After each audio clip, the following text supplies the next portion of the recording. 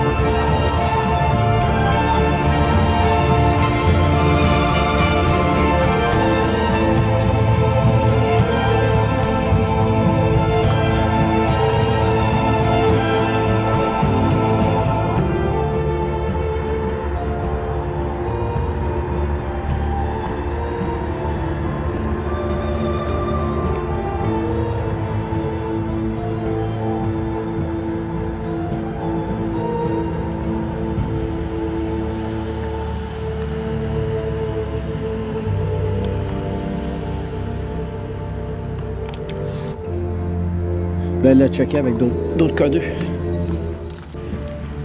moi je pense que je ferais pas du tennis.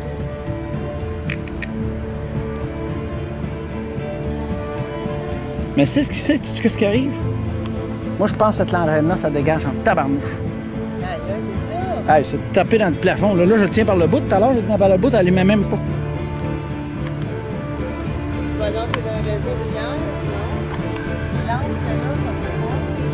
Ben, je me sens que c'est pas un détecteur de lumière. Regarde une antenne, votre Ben, c'est ça. C'est ça, je peux pas la question. C'est tellement puissant, ça, que tout le coin ici... Tu te recules un peu encore. Fond ici. L'autre, lui, là, quand il parlait, elle avait vu un ombrage, tu sais. Elle dit, le côté, il s'affole.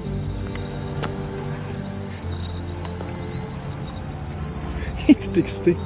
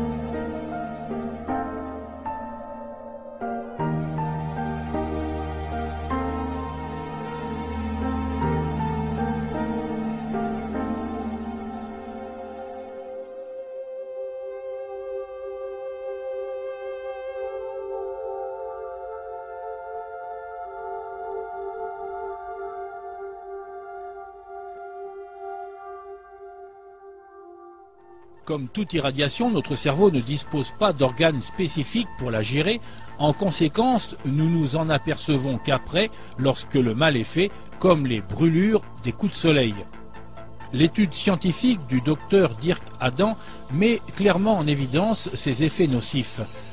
Contrairement à ce qui est véhiculé dans les médias, l'augmentation de l'espérance de vie est une illusion, car elle est basée sur des statistiques de gens qui ont vécu la majorité de leur vie sainement, ce qui n'est pas le cas des nouvelles générations. Depuis plusieurs mois maintenant, un collectif d'habitants de Mainvilliers et de Chartres s'oppose au projet d'implantation d'un pylône de téléphonie mobile près de la gare de Chartres, justement. Ce collectif, qui a recensé 93 antennes sur l'agglomération chartraine, organisait hier soir une réunion d'information publique animée par 2 spécialistes, Noël Vaille, Steven Pichavant, reportage. À la question « Faut-il craindre les ondes électromagnétiques de la téléphonie mobile ?»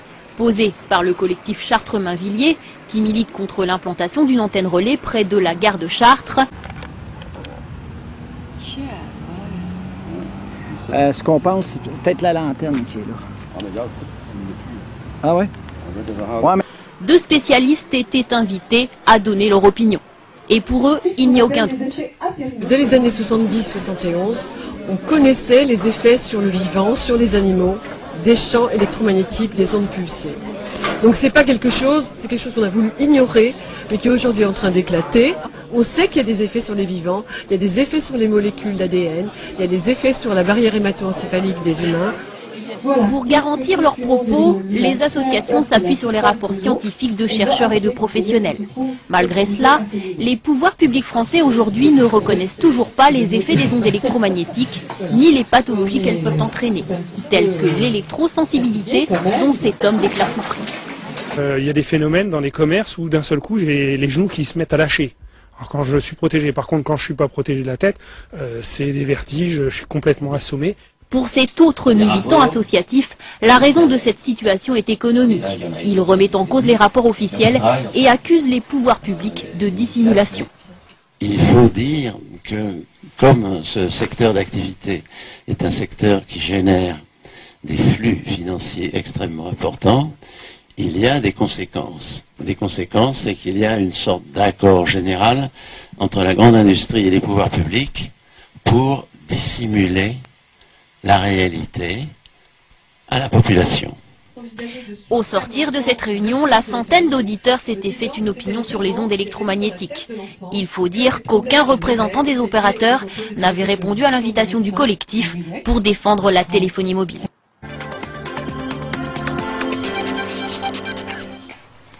Alors effectivement, ce sont des glandes très utiles, ces glandes surrénales. Vous allez le voir.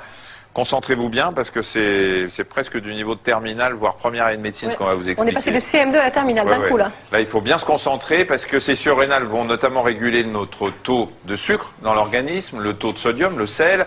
Ça va accélérer nos battements cardiaques. Alors, ces surrénales, elles ont la forme d'un accent circonflexe et comme leur nom l'indique, elles sont situées au-dessus du rein. Oui, regardez effectivement ici à quoi ça ressemble. Le rein, bien sûr, vous le savez, c'est ça, avec sa glande surrénale qui est au-dessus, qui chapeaute là, voilà, ce rein. Et effectivement, on connaît toujours les reins, on oublie qu'il y a une petite glande située au-dessus.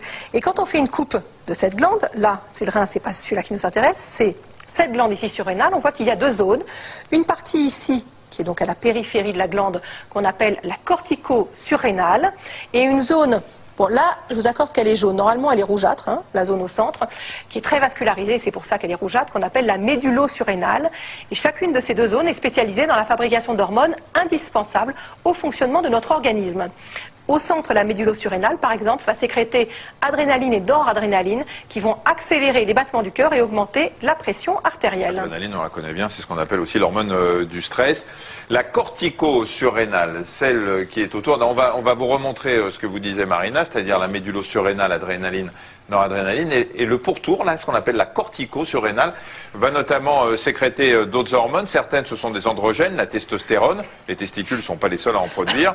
D'autres hormones vont agir sur le rein en réabsorbant le sel, c'est l'aldostérone. D'autres encore ont une action anti-inflammatoire. Vous connaissez peut-être le cortisol, c'est en fait la cortisone naturelle. Et cette dernière va augmenter aussi la réserve de graisse. Elle va favoriser le stockage de sucre dans le foie, elle va augmenter le taux de sucre dans le sang et elle va agir également sur la destruction des protéines en cassant ces grosses protéines. Alors la libération de ces différentes hormones, Marina, ne se fait pas au hasard. Non, c'est le cerveau et plus précisément une glande du cerveau, l'hypophyse, qui va réguler la production en fonction des besoins de notre corps. Cette hypophyse va libérer un message hormonal qui stimule ces glandes surrénales et dès que cette production est suffisante, eh bien en retour, les surrénales envoient un message au cerveau pour lui dire d'arrêter toute stimulation. C'est un système donc normalement qui fonctionne parfaitement bien. Parfois, ça fonctionne mal.